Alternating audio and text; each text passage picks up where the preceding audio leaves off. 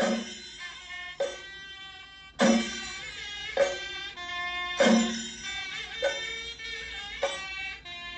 everyone, welcome back to Sports Kathi. We are back here with Fans View, another review for the day 2 of the India-Australia Test match at Adelaide.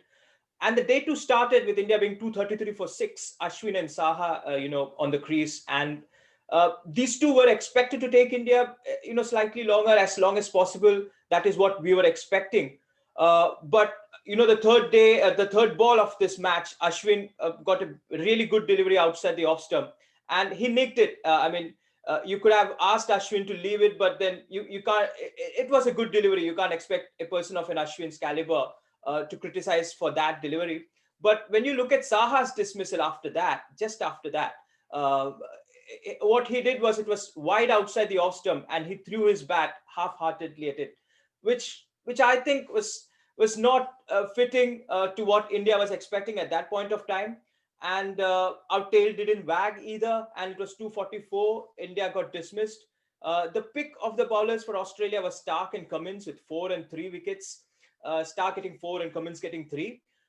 So India was coming on to ball, and it was slightly disappointing as an Indian fan. But what we saw from India was really good bowling, and Australia was somehow, batting to survive. Wade and Burns, and so we were getting a feel that Australia has somehow negotiated the new ball. But Bumrah came with, a spell of 2 wickets, taking, Wade first and then Burns, both leg before.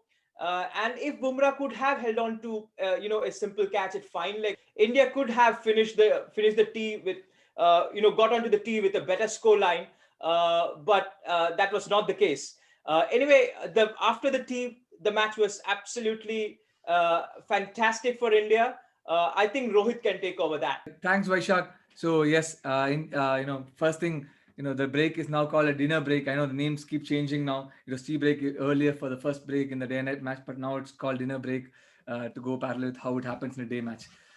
So yes, anyways, coming to cricket. So as the second session started, Australia started 35 for 2 at that time. To be fair, I felt India had the momentum going into the break. And coming out, India came with the best 2 bowlers we have in our team, which is Bumrah and Shami, the best 2 bowlers for the conditions. And they bowled extremely well because they were bowling to the best 2 batsmen in Australian team in Labuschagne and Steven Smith. And, we kept them quiet. We bowled really good lines.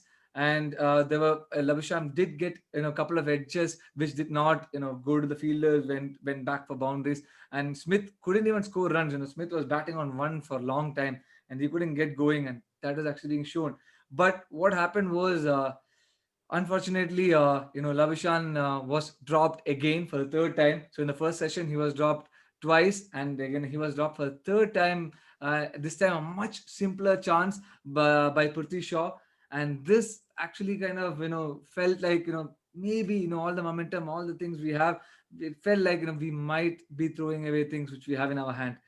So Labuschagne was dropped. And then what happened was Bumrah and Shami, who bowled extremely well in that opening spell, they obviously were tired out and they had to be replaced. And we were coming to our second string bowlers. I mean, I wouldn't say second string, but the next set of bowlers, which was Umesh Yadav and Ashwin. Uh, and I expected that now Smith and Labuschagne to actually carry on the batting and did what they do in normal circumstances, build big partnerships. But then, to my surprise, Ashwin came into ball, and firstly there was a very close call of a run out, which which Smith survived by a small margin. And then after that, in the second ball from Ashwin to Smith, Smith got out, and Smith was caught behind the slip by a straighter one from Ashwin, and that's a big wicket. Smith really did not get going, and he scored only 1 run in 29 balls, if I'm right. So that is something which you do not see from Smith to get out so cheaply. And his first innings average of 100 plus against India has come down drastically. So that was an extremely big event of the session. And then once that happened, you can actually feel that the momentum has actually shifted back to India, and India were now in the driver's seat. Head comes into play, and Head, last time had a tough series against India, and and the pressure was there for Head to bat out, and he struggled. He could make only 7 runs before he chipped the ball back to Ashwin, and Ashwin took a second wicket as he had a cotton ball of his own bowling, and So at that moment, when Head got out 60, the score was 65 for 4, and it really looked like India is now going for the kill. And walked out was the debutant Cameron Green. A lot is expected of him. Coming to the series, he is considered to be the next big thing in Australian cricket. He bowled decently, I would say, but he's more known for his batting. He came out, and to be fair to him, he actually looked solid while batting. There was a very good shot of Ashwin which he played through the covers or to the point, I would say, where it went for a 4, and the timing of it was really good. And but then things didn't go work out well for him. There was actually one of the not the best balls which Ashwin ball. It was a half tracker. Cameron Green spotted it and he pulled it, but there was an excellent catch by Kohli at short mid wicket, and his innings came to an end. He made just 11 runs, and his innings came to an end. So at that moment, 5 down for 70 odd runs, it looked like India is now in real driver's seat, and that is how the session was panning out. Tim Payne and Labuschagne managed to take the session to the end without further loss of any wickets. At 98 for 5, Australia went to tea break with India definitely in the driver's seat. So to explain the third session, Bhanu, I take off to you. So Bhanu. Yeah, Rohit. I mean, um, I had really not expected the first two sessions to give us so much hope into the test match. Yesterday, we were all assuming that the run out of Captain Kohli is going to be a very significant turning point in the entire test match, but now that's far behind us, and no one really remembers that anymore. The drop catches has been the discussion from an Indian team's standpoint, and I really feel bad for some of the hard work that the bowlers put in ball after ball, and some simple catches getting dropped really does not help the morale of the team. But I think India's displayed some excellent morale all round today on the field. Batting, when they came up to bat in the morning, we all hoped, like Vaishakh said, something more could be done. But it was really the third session where India, kept bouncing back. I would say it did not really let the Aussies let their comeback fight be just more than 20 or 30 run partnerships. So, like Rohit said, India started the last session at 94 for 5. Labuschagne and Tim Payne were batting. It was so heartening to see Umesh Yadav really come in fast and give it his all in the first spell in the third session today, and he was rewarded. The pitch started showing its two faces. We started seeing some uneven bounces and and some slowness in the pitch in the third session, especially under the lights. And Labuschagne was the victim. 47 after almost 3 hours at the pitch. His wicket was a huge, huge sigh of relief for me as a fan personally. I felt we were back into the game right then. And followed by a whacker of a ball, doing the exact opposite, bouncing high up and hitting the shoulder of Pat Cummins' bat and getting caught. So in that over, both the wickets really showed how the pitch is going to behave in the next 2 days. There is going to be low bounce and high bounce both. And it's going to be a paradise if the fast bowlers can really find those rough spots over the next 2 days.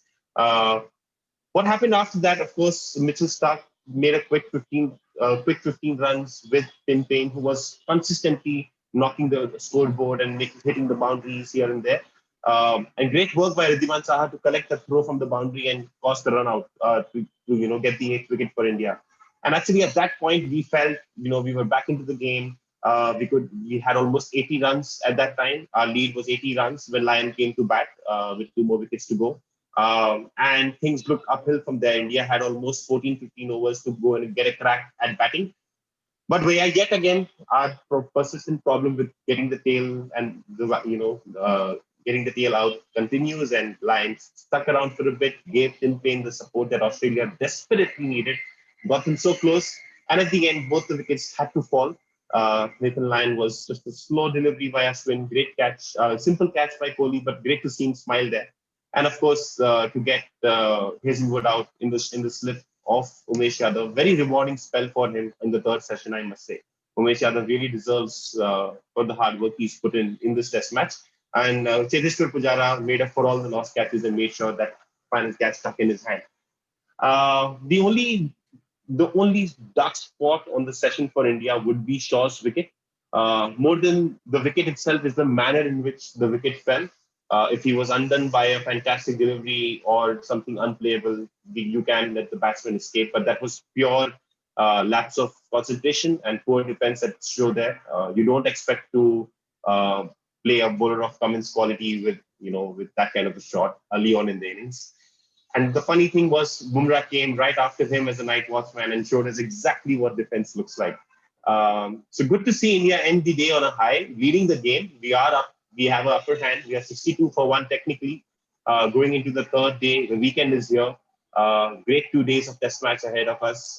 And I don't know if the test match will really need all the 5 days to find us a winner. We hope, I hope from here there is a winner for sure, and that's India. As long as India can, their batsmen can bat out the day tomorrow, I feel 90 overs is a great amount of time to score runs on that pitch.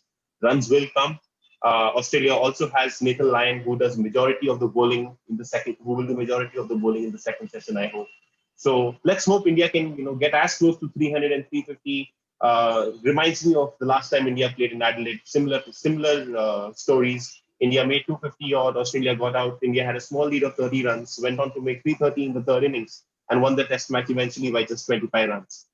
So the 53 runs that we have as a lead from first innings might be really crucial, and I hope our batsmen capitalize tomorrow and don't repeat the mistakes from the first innings. Having said that, we are all geared up for an exciting weekend of Test cricket for sure.